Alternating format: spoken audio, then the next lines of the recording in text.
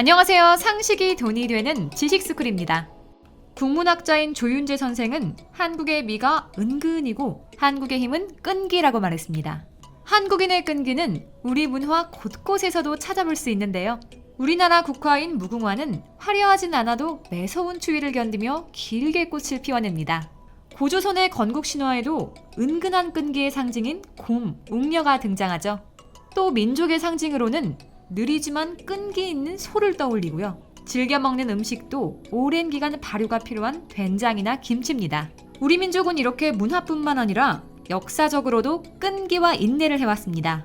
한국은 전 세계에서 국난을 가장 많이 겪은 나라로 유명하지만 우리 민족의 끈기는 수많은 국난을 극복하는 데 도움을 줬어요.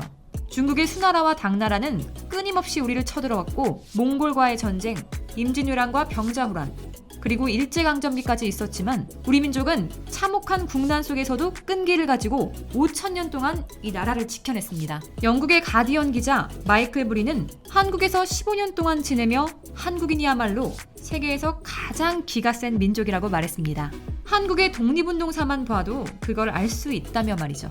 수많은 석학들은 한국이 세계적인 강대국이자 선진국이라고 평가합니다. 한국이 지금 세계 11위 경제대국이고 군사비 지출 규모는 세계 10위, 군사력은 세계 6위, 그리고 무역은 세계 5위거든요. 비록 지금 최정상은 아니지만 한국이 지금 위치가 아닌 유럽이나 아프리카, 남미에 있었다면 그 지역의 실세가 됐을 건 분명합니다. 한국은 분단과 전쟁의 폐허 속에서도 눈부시게 빠른 성장을 이루며 한강의 기적을 보여줬고 IMF 때는 금모으기 운동을 통해 나라의 어려움을 다 함께 극복해갔습니다. 오랜 역사로 이어진 한국의 끈기는 모든 국민들의 힘 덕분이었다는 거죠. 우리 국민의 힘은 지금 코로나 사태에서도 단연 돋보였습니다. 한국은 K방역을 통해 많은 나라가 포기했던 선거까지 치르며 세계적인 전염병을 그 어떤 나라보다 잘 대처하고 있는데요.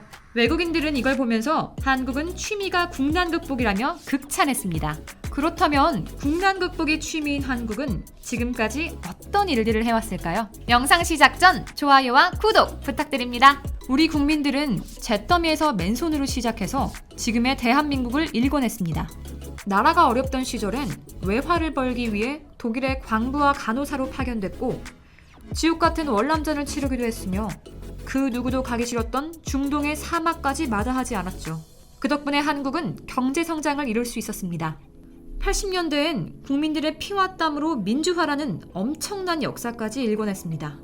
한국에서 민주주의는 쓰레기통에서 꽃이 피는 것과 같다라는 말이 있을 정도로 상상치도 못한 일이었는데 말이죠. 1997년엔 나라가 망한다는 IMF 외환위기 시련이 찾아왔지만 우리 국민들은 전 세계 역사상 유례없는 금모으기 운동으로 애국심과 단합력을 보여줬습니다.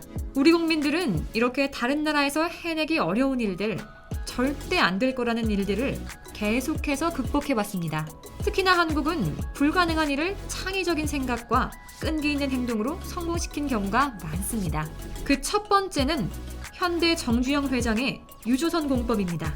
88 올림픽을 앞두고 서산 간척지를 만들 당시의 일인데요. 간척지를 만들려면 일단 바닷물을 가두고 그 물을 빼서 육지로 만드는 작업을 해야 됩니다.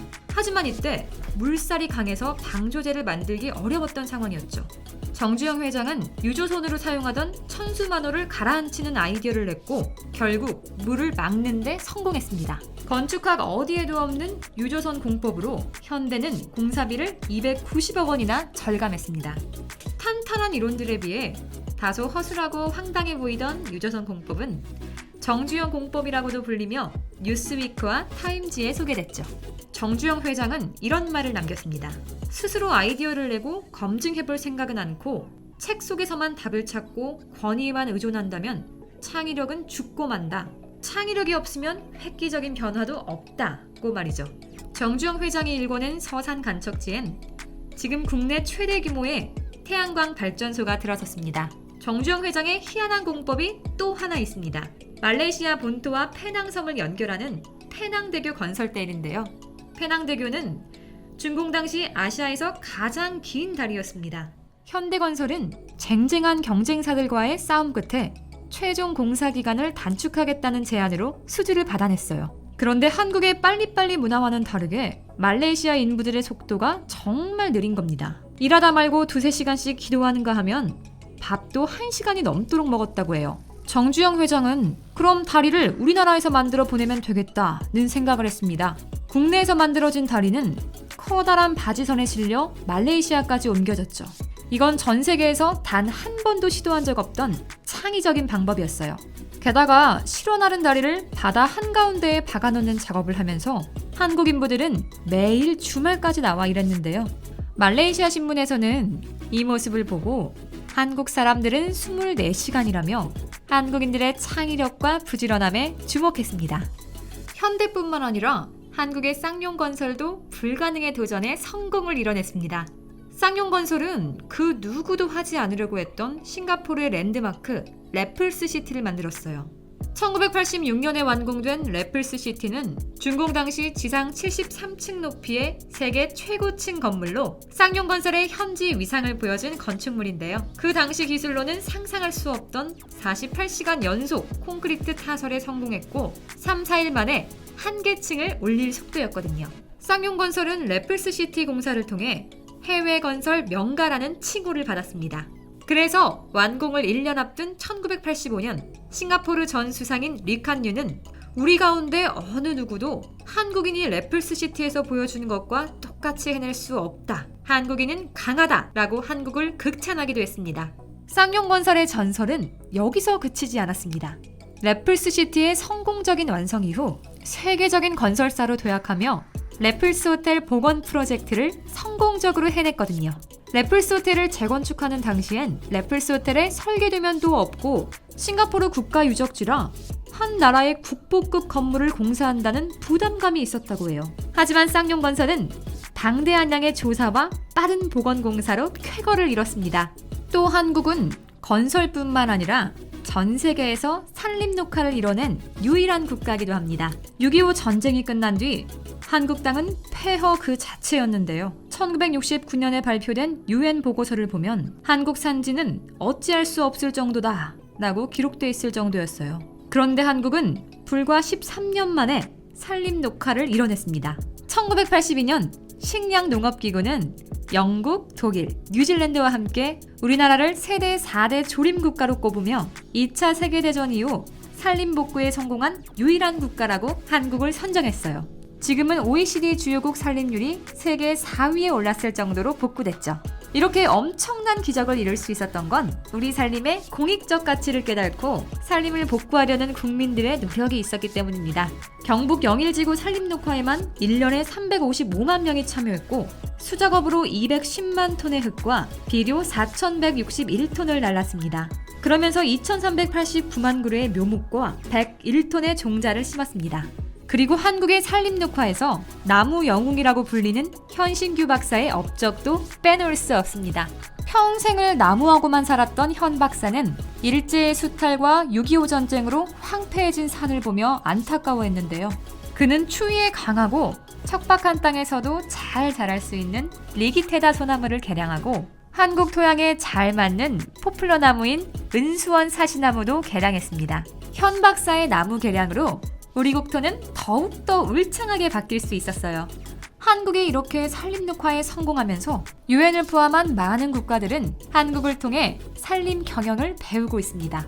글로벌 산림 황폐지 복원 사업도 우리나라를 주축으로 이뤄지고 있죠.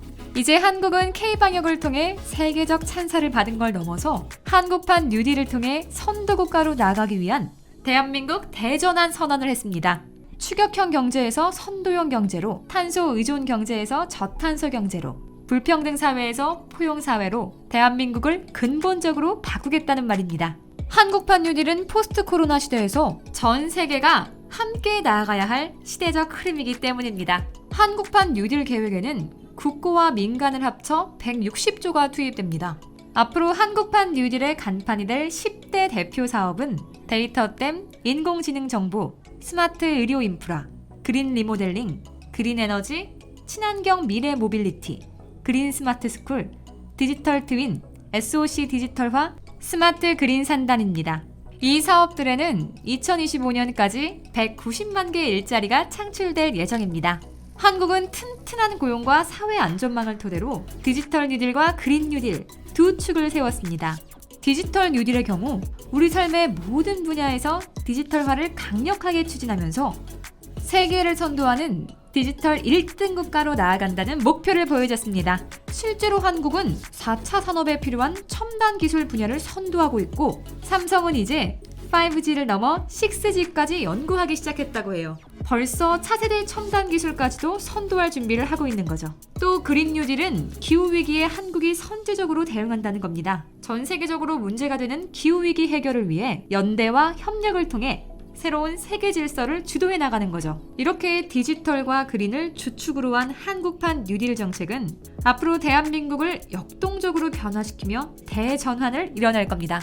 그리고 한국은 전 세계 변화에 앞장서며 세계를 선도하는 나라로 도약하게 될 겁니다. 그동안 대한민국의 역경을 함께 극복한 우리 국민들에겐 아무리 힘들어도 끈기의 정신으로 해보니까 되더라 라는 마음이 자리 잡고 있습니다. 이때까지 국민들이 다 함께 국난을 극복했던 것처럼 이번에도 힘을 모아 국민의 자발적 참여로 한국판 뉴딜을 반드시 성공시킨다면 대한민국의 자랑스러운 역사가 쭉쭉 이어질 수 있을 겁니다. 여러분도 우리 민족의 끈기와 단합 믿고 계시죠? 오늘 영상과 관련된 여러분의 다양한 의견 댓글로 남겨주시면 감사하겠습니다. 혹시 주식하시나요? 그린 뉴딜 관련 급등 종목이 알고 싶으시다면 오른쪽 버튼을 클릭해주세요. 안녕!